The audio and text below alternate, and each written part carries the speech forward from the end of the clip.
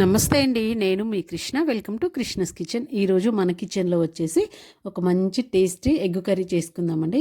ఎప్పుడు మనం ఎర్రకారంతో egg curry చేసుకుంటాం కదా, అలా కాకుండా ఒక్కసారి పచ్చికారంతో ఎగ్ కర్రీ చేసుకోండి. టేస్ట్ అయితే చాలా చాలా బాగుంది.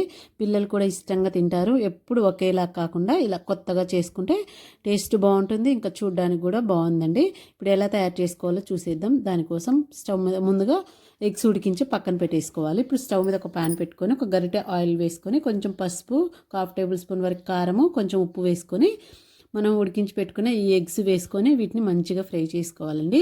ఎగ్స్ వేయించుకోవడం వల్ల మంచి టేస్ట్ వస్తుంది. మనం వేయించుకునే ఎగ్స్కి ఒకసారి తేడా చూడండి. టేస్ట్ చాలా బాగుంటుంది. వేయించుకునే ఎగ్స్ తింటుంటే తినాలనిపిస్తుంది. ఎగ్స్ అన్నీ ఇలా మంచి చిన్న మంట పెట్టుకొని మంచి గోల్డెన్ కలర్ వచ్చేంత వరకు ఫ్రై చేసి ఒక ప్లేట్లో తీసేసుకొని వీటిని పక్కన పెట్టేసుకోండి.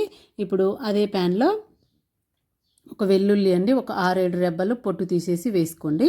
అందులోనే ఒక చిన్న అల్లం ముక్క, అందులో ఒక 10 నుంచి 15 మిరియాలు, ఒక 15 వరకు జీడిపప్పు పలుకులు, మన కారంకి తగ్గట్టు పచ్చిమిర్చి వేసుకోండి. ఒకవేళ కారం ఎక్కువ ఉంటే ఒక 10 వరకు వేసుకోండి, లేదంటే ఒక 15 వరకు కారంకి తగ్గట్టు పచ్చిమిర్చి వేసుకొని అందులోనే ఒక చిన్న సైజు ఉల్లిపాయలు ఒక 3 వేసుకొని కొంచెం ఫ్రై చేసుకోండి. ఫ్రై చేసుకున్న తర్వాత ఇందులో ఒక చిన్న కట్ట కొత్తిమీర, ఒక చిన్న కట్ట పుదీనా వేసుకొని ఇవన్నీ మంచిగా ఫ్రై చేసుకోండి. ఒక 50% ఫ్రై అయ్యేంత వరకు ఫ్రై చేసుకోవాలండి. ఉల్లిపాయలు, కొత్తిమీర అన్నీ ఫ్రై అయ్యేలాగా ఇలా ఫ్రై చేసి పక్కన పెట్టుకోండి. ఇప్పుడు స్టవ్ మీద ఇంకొక ప్యాన్ పెట్టుకొని ఒక 3 గరిటెల వరకు ఆయిల్ వేసుకోండి. ఇప్పుడు ఇందులో ఒక బిర్యానీ ఆకు, చెక్క, లవంగాలు, ఒక 2 ఇలాచీలు వేసుకొని అవి కొంచెం ఫ్రై అయిన తర్వాత సన్నగా కట్ చేసుకున్న చిన్న సైజు ఉల్లిపాయ ఒకటి వేసుకోండి. ఈ ఉల్లిపాయ వచ్చేసి మంచి గోల్డెన్ కలర్, మనకు ఫ్రై ఆనియన్స్ ఎలా ఫ్రై అవుతాయో అలా ఫ్రై చేసుకోవాలి. అవి ఫ్రై అయ్యేలోపు మనం వేయించి పెట్టుకున్నాం కదా, ఇవన్నీ మిక్సీ జార్లో వేసుకొని బాగా మెత్తగా ఫైన్ పేస్ట్ లాగా మిక్సీ పట్టుకోండి. ఇప్పుడు చూడండి ఉల్లిపాయలు ఆ విధంగా ఫ్రై అవ్వాలండి. ఇలా ఫ్రై అయిన తర్వాత మనం మిక్సీ పట్టి పెట్టుకునే పేస్ట్ అంతా అందులో వేసేసుకొని మంట సిమ్లో పెట్టుకొని చక్కగా మనం వేసిన ఆయిల్ అంతా మంచిగా పైకి వచ్చేంత వరకు, తేలేంత వరకు ఫ్రై చేసుకోవాలి. చూడండి మన కలర్ కూడా మంచిగా మారిపోతూ ఉంటుంది. ఎందుకంటే బాగా ఆనియన్స్ బాగా ఫ్రై చేసుకున్నాం కదా, దానివల్లను ఇంకా మంచిగా పచ్చికారం ఫ్రై చేసుకుంటాం కాబట్టి మంచి కలర్ వచ్చేస్తుంది.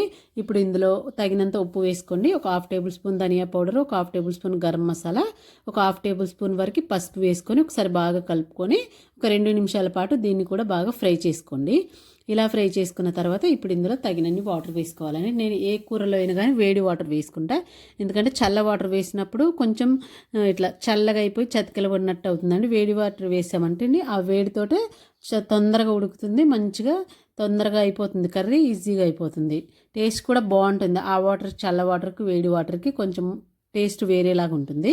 ఇలా వేసేసుకొని మనం ఉడికించి పెట్టుకున్న ఎగ్స్ అన్నీ వేసేసుకొని ఒక 5 to 10 మినిట్స్ వరకు మంట సిమ్లో పెట్టుకొని మంచిగా దగ్గరికి వచ్చేంత వరకు, ఆయిల్ అంతా పైకి వచ్చేంత వరకు ఉడికించేసుకోవాలి. ఆ తర్వాత కొంచెం కొత్తిమీర, పుదీనా వేసుకోండి. ఫైనల్గా మీకు కావాలి అంటే కొంచెం క్రీమ్ వేసుకోండి, లేదంటే పాల మీద మీగడైనా వేసుకోండి. మా ఇంట్లో అలా వేస్తే తినరనేసి నేను వేయట్లేదండి. ఇలా వేసుకొని దించేసుకొని సర్వ్ చేసుకున్నామంటే సూపర్ ఎమ్మీ టేస్ట్గా ఉంటుందండి. ఎగ్ కర్రీ చాలా బాగుంటుంది.